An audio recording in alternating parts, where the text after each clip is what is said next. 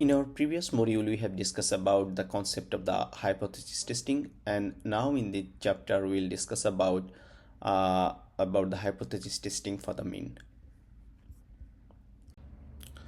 So we will discuss in details like how we can calculate p-value and how we can interpret this p-value, and then as I was saying, like this chapter deals with the hypothesis test for mean, and we will see how we can test hypothesis for mean when population standard deviation is known, and we'll also see how we can do the hypothesis test when the population standard deviation is not known. And then like we can do the hypothesis testing by using the traditional approach as well, where we do not use the p-value, rather we use the critical region, and we will also discuss like how we can do that, and then we'll see how we can apply the test of hypothesis for making a decision. Let's start with an example. So here we have a new lubricants. So the new lubricant extend, we have to test whether the new lubricant extend the machine running time.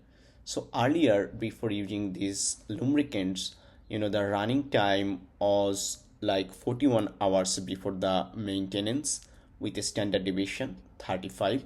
And after using the new lubricants, the factory claimed that that has in fact extended the running time of the machine before maintenance, right?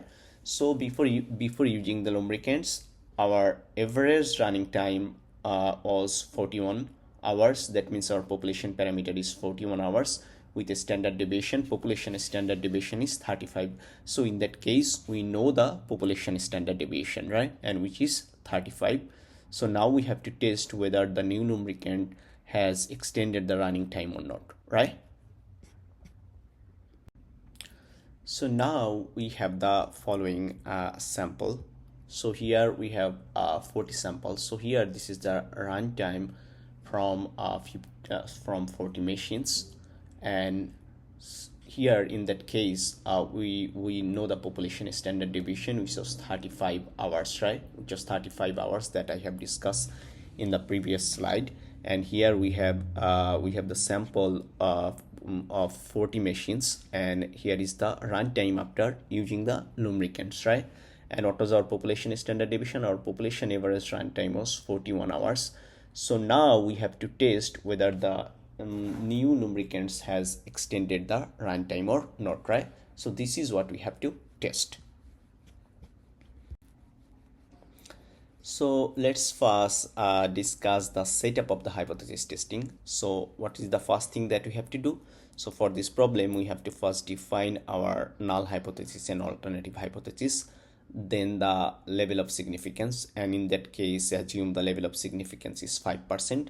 That means type 1 error or alpha is 0.05, and it is the in that case we'll be doing the right tail test. So in that case we'll be doing the right tail test, and to do that we have to compute the test statistics first. So to do that we have to first compute the test statistics. So the first step is we have to define the null and alternative hypothesis. Then we have to decide, based on the alternative hypothesis, we have to decide whether it is in right tail test or left tail test. In that case it would be a right tail test. And we also have to define the alpha, and in that case our alpha value is 5%. That this alpha value is given for a question like what is the level of significance that you want. So in that case assume like our level of significance is 5%, and then we have to compute the test statistics. There are some other steps that I'll be discussing in the next slide. So once we have the test statistic that we have seen in the previous slide, then we will be calculating the p-value after using the test statistic, right? And then we have to compare this p-value with our level of significance, and based on that we have to decide whether we will reject the null hypothesis or accept the null hypothesis, and then we have to make interpretation about the hypothesis testing, right?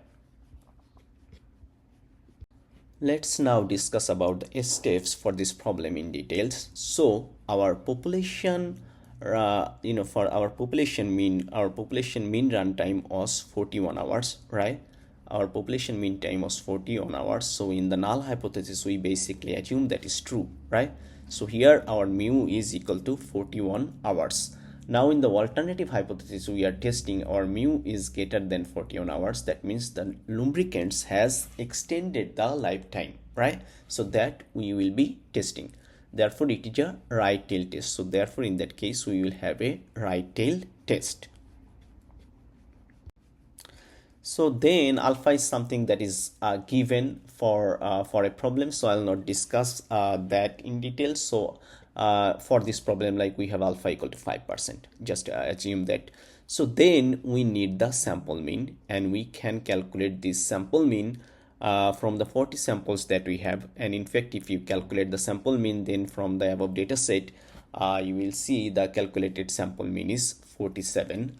And this 35, which is the standard deviation, which is given, which is the population standard deviation, which is given in the question, right? So we don't have to calculate that. The sample standard deviation might be different from 35, but if we have given the population standard deviation, then we have to use that. And then in that case, our sample size was 40. Our sample size was 40. And then this is the formula for calculating the test statistics. So here x bar is, what is the x bar? X bar is the sample mean, and mu is the population mean under the null hypothesis. Then this is the population standard deviation, sigma is the population standard deviation, and n is the sample size. So in that case, our sample mean is 47 that we got after calculating the mean from the 40 sample, right? And then this 41, so this 41 is the population mean run time, right? Population mean run time. 35 was the population standard deviation, and in that case we know the population standard deviation. Remember, when you know the population standard deviation, then only then we can use this formula. If the population standard deviation is not known, we have to use sample standard deviation, then we cannot use this formula. There is a different method, we will discuss that later. So here our sample mean is 47, population mean is 41, 35 is the population standard deviation, and 40 is the sample size. So that gives us the GS score value of 1.08. So now we have the GS score, now we have the test statistic value of 1.08, right? And in the next slide, we will see how we can calculate probability using this test statistic. So now for the calculation of the p-value, what we have to do basically, so our population, our test statistics was 1.08 that we have got for the sample mean of 47, right? So now our test was, our alternative test was a right tail test. Therefore, we have to find the area that is to the right side of 1.08, and this is in fact our p-value. So this area to the right side is our p-value. So we have to find this area to get the p-value, and in the next slide I'll discuss how we can get this value. You in fact know like how to get this value, by using the G table, right? So this is a right tail test, but in the table, in the class we have just used the left tail test, so then we cannot directly get this value, right? So what we can do is that we can get the value that is below 1.08 from this table, right? So what is the value that is below 1.08? Here we have the 1 and here we have the 0.8. So this value is 0.85993. So, and we know the total area, the total area is 1, right? And the total area is 1, and we also know the area below, that's the we basically need the area above 1.08, but in this table we do not have that. We know the area below 1.08. So what we can do is that from the total area 1 we can subtract this area, right? So this is the area that is below 1.08. Here we have 1 and here we have 0.8. So this is the area that is below 1.08. So now if we subtract, then the value that you get it 0.1401. So this is basically then the area that is above 1.08, right? You already know that, yeah, we have discussed that so many times, like how we can get the value for a right tail, for the right tail, right, which is to the right side of the g value, right? And we basically in that case also use the left g table, and then we get the area to the left side, and then we subtract from the total area, which is 1, right? So we have discussed that so many times. So here the value, like the probability that g score would be greater than 1.08 is 0.1401, and this probability in that case is basically, for test of hypothesis, is basically known as p-value, right? So in that case our p-value is 0.1401, right? So for this, our level of significance, we have mentioned that our level of significance is 0.5 that we have assumed, and our calculated p-value is 0.1401. So in that case, 0.1401 is in fact greater than 0.05, right? So therefore, we fail to reject the null hypothesis, right? We fail to reject the null hypothesis. So our null hypothesis was that, and we fail to reject the null hypothesis. That means we have to accept this, right? That means we have to accept it, accept that. And what does that mean? So that means that we do not have enough evidence to claim that the new lubricant has extended the runtime, right?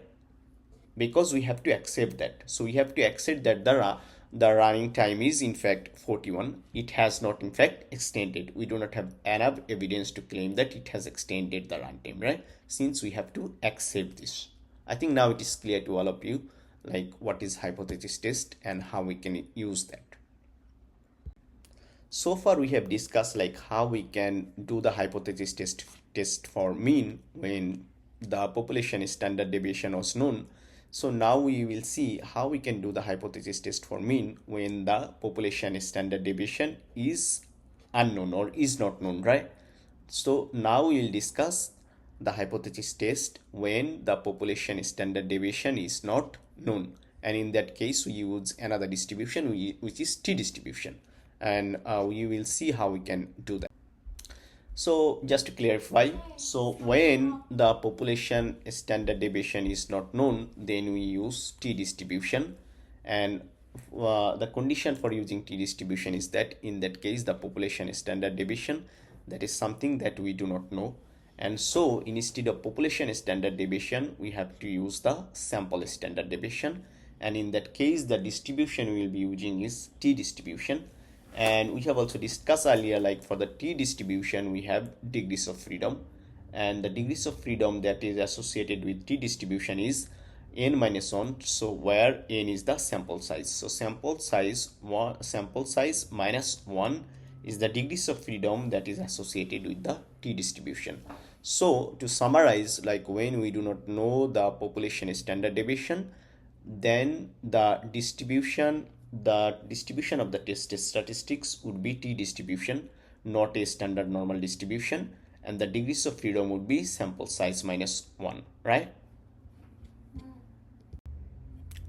Then the testing procedure using the t distribution is very similar. So in that case we have to calculate the test statistics using a t distribution, and then we have to find the p-value, and then we will compare the p-value with our level of significance, and then we have to interpret the result. So the process is very similar. The only difference is in that case, like earlier when the population standard deviation was known, we use the standard normal distribution, and now in that case we have to use the t distribution when the population standard deviation is not known for calculating the test statistics, right? Otherwise everything else is very similar. So here we have the following information, and here we are dealing with the remission time for a treatment, and here the mean remission time is 12.5 weeks. So here mu equal to 12.5 weeks, so which is our population parameter. So our population parameter value is 12.5 weeks, and in that case we do not know the population standard deviation. We do not have this information for this question, right? And now we have consider a sample of 21 patients, and this is the sample remission time from 21 patient. So based on that, we have to do the hypothesis testing, right? We have to do the hypothesis testing for, in that case, when the population standard deviation is not known. So in that case, we do not know the population standard deviation, right? We just have the population mean, but we do not know the information of the population standard deviation. So now in that case, we will see how we can do the hypothesis test. So here we have the mean remission time for the previous drug, which is 12.5 week. So here the mu is 12.5 week, and the new drug, for the new drug, does it provide different mean remission time? So we are testing whether the new drug has a different remission time, right? So therefore it is a two-tail test. Since here we will be testing whether it is different, so it could be greater or it could be lesser, right? So it could be greater or it could be lesser. So in that case, that means we have a two-tail test, and in that case the alpha that is given is 1%. So here alpha is 0.05, right? So it's a two-tail test, and in that case the alpha is 0.05, sorry, 0.01, that means 1%. So then what are the steps that we will have for this hypothesis testing? We have to first state the null hypothesis and the alternative hypothesis, and then we have to set the level of significance, and in that case the level of significance is 1%, and which is basically 0.01, and then we have to calculate the test statistic, and the test statistic that we'll be using will follow a t-distribution in that case, right? Why it is a t-distribution? Because in that case we do not know the population standard deviation, and if we do not know the population standard deviation, then in that case the test statistics will follow a t-distribution, not a standard normal distribution, right? So here, what is our null hypothesis? So our population parameter value was 12.5 week, and no difference from the previous drug, right? So in the null hypothesis, we assume that something is true, something is equal to something. So therefore here, for the null hypothesis, we assume that our population parameter has not changed. Therefore the mu equal to 12.5. On the other hand, for the alternative hypothesis, we want to test whether the population mean had changed. That means whether it is different from the previous drug, right? So in that case, we will have a two-tail test, right? So this is our sample mean. So by using the 21 sample, we can calculate this sample remission mean time, right? And for our sample, we have the sample mean of 17.1 and standard deviation. Here this is the sample standard deviation. Earlier, like we used the population standard deviation because the population standard deviation was known, but in that case we do not know the population standard deviation, so we have to calculate the sample standard deviation from the sample, and in that case our sample standard deviation is 10 and sample size was 21, right? We have collected information from 21 patients, so therefore the sample size is 21. Then what would be the degrees of freedom here? The degrees of freedom is sample size minus 1. So sample size was 21 minus 1 is 20. Therefore in that case the degrees of freedom for the t-distribution would be 20, right? And this is the formula for the test statistic using the t-distribution. So here we have the x bar, which is sample mean, and then mu, which is population mean, right? And then this is S here. So S is the sample standard deviation. Here we have to use sample standard deviation because we do not know the population standard deviation, right? And N is the sample size here. So now our sample mean we have seen is 17.1 and population mean was 12.5 and sample size is 21, right? Sample size is 21 and sample standard deviation is 10.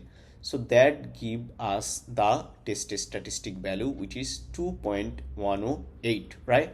And this test statistic value is from the t-distribution, right? Not from the normal distribution. So that's test statistic value is from the t-distribution. So in the previous slide, we have seen like the test statistic value for this case was 2.18, and that basically comes from the comes using the t distribution, right? And now, so this is basically the part of the part of the t table for degrees of freedom 20, for 20 degrees of freedom, and this is a two-tail test. So this is a table for the two-tail area. So here we have the two-tail area. So this is the area, two-tail area.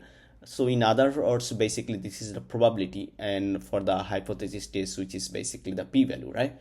So here we have the test statistic value. So here we have the test statistics value.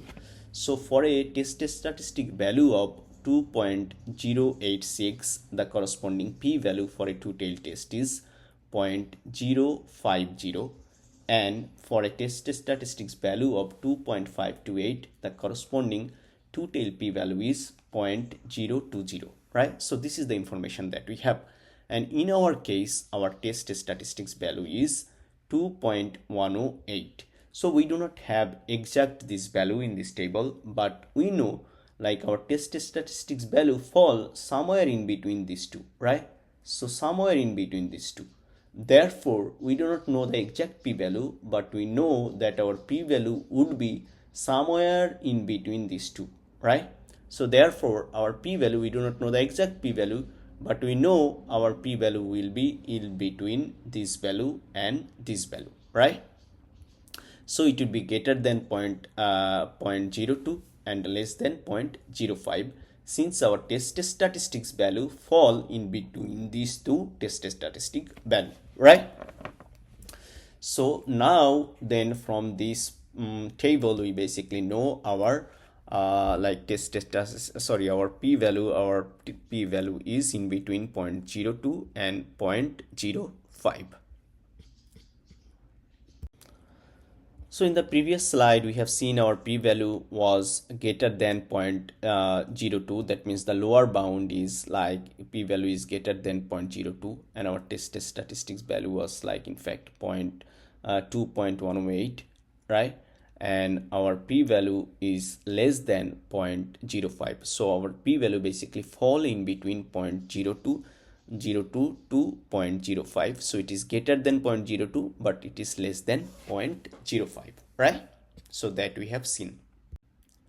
So then we have to compare our p-value with the level of significance, and for the level of significance, our level of significance was 0.05, but our calculated p-value is like in between like 0.02 and 0.05. So any value in between that is basically greater than 0.01, right?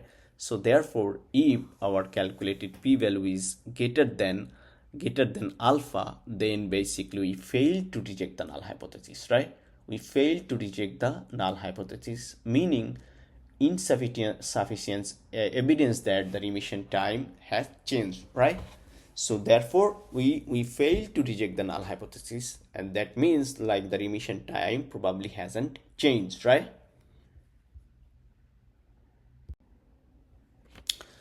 So far we have discussed how we can do the hypothesis testing using the p-value.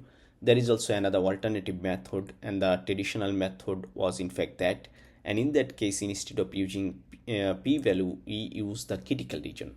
And so how we do that basically? So for a test, we have the alpha or the level of significance, right?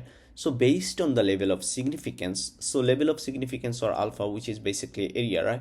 So based on this level of significance, we find the corresponding G-score value or the T-score value, right? G-score value or the T-score value. Like if the population standard deviation is known, then we use the G-score, or if the population standard deviation is not known, then we use the T-score, right? So based on the alpha, we find the corresponding G-score or the T-score, and then we compare this test statistic value with the critical value, and we get this critical value by using alpha. I'll be discussing that in details next. So now let's discuss how we can use the critical region for test of hypothesis. So first I'll discuss with one tail test.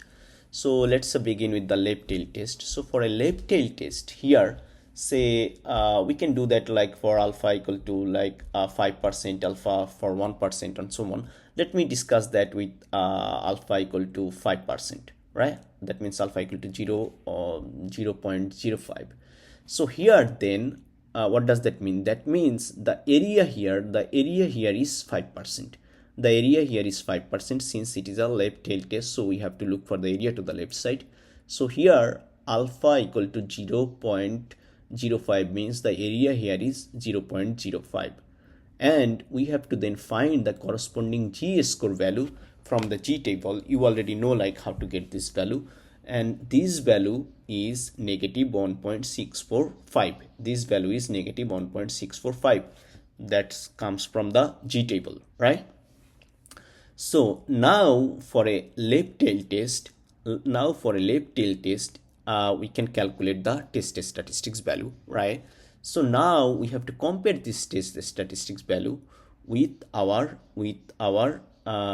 critical value, and our critical value for the 5% is for a left tail test is negative 1.645, right?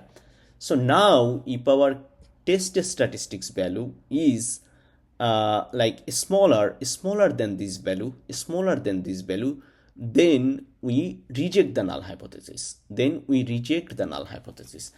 means if our test statistics value fall in this area, then we reject the null hypothesis.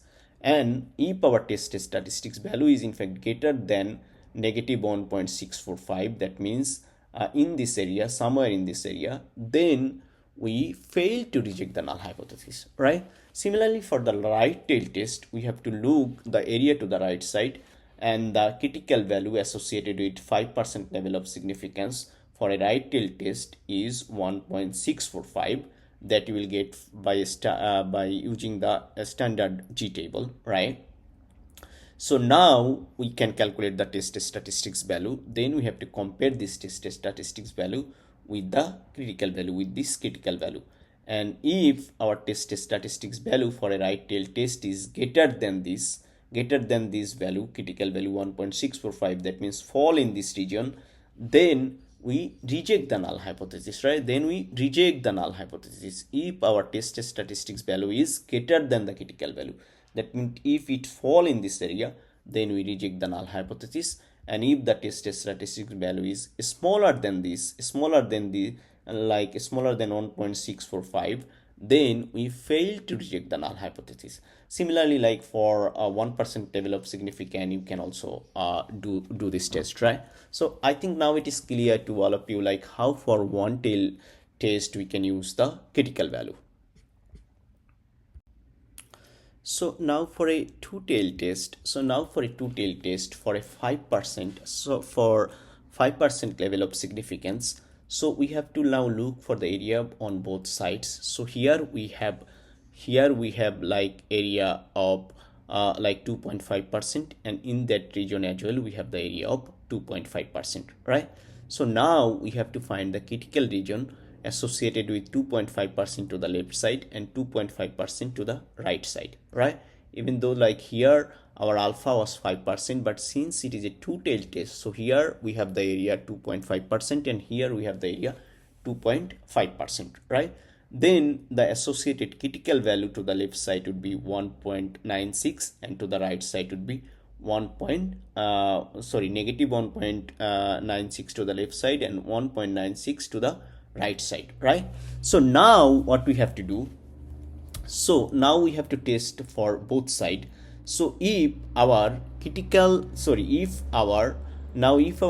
statistics value is smaller than this value or greater than this value, then we reject the null hypothesis, right? So if the test statistics is at or beyond the critical value, like more extreme than the critical value, that means either in that region or either in that region, then we reject the null hypothesis, right? And if it is not more extreme than our critical value, that means if our test statistics value falls somewhere in between this area, then we fail to reject the null hypothesis, right? Similarly, for like other level of significant test is the same, right? So if the test statistics is in the middle area, then we fail to reject the null. That means if it is in that area, then we fail to reject the null. But if it is on that area or on that area to the right side, then we reject the null hypothesis, right? So now I think it is clear to all of you like how we can also use the critical region to to do the hypothesis testing. So to summarize what we have learned today, so we have discussed about how we can calculate the p-value and interpret the p-value, and we have mainly discussed about the hypothesis testing for mean, and we have discussed that when the population standard deviation is known, and we have also discussed like when the population standard deviation is not known, right? So when the population standard deviation was known, we use the standard G table, right? Standard G distribution. And when the standard deviation was not known, population standard deviation was not known, we use the T distribution, right? And we have also discussed like how we can use critical region for the hypothesis testing, and then how we can use the test of hypothesis for making a statistical decision, right?